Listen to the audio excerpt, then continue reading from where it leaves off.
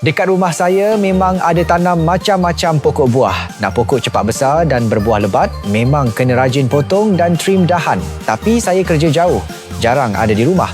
Kadang-kadang terbayang isteri atau mak ayah yang dah berumur terpaksa panjat pokok nak potong dahan, memang saya risau sangat. Sebagai lelaki dalam rumah, saya rasa tanggungjawab untuk jaga keselamatan keluarga. Nasib baik baru-baru ni saya beli satu alat pemangkas dahan yang memang sangat praktikal.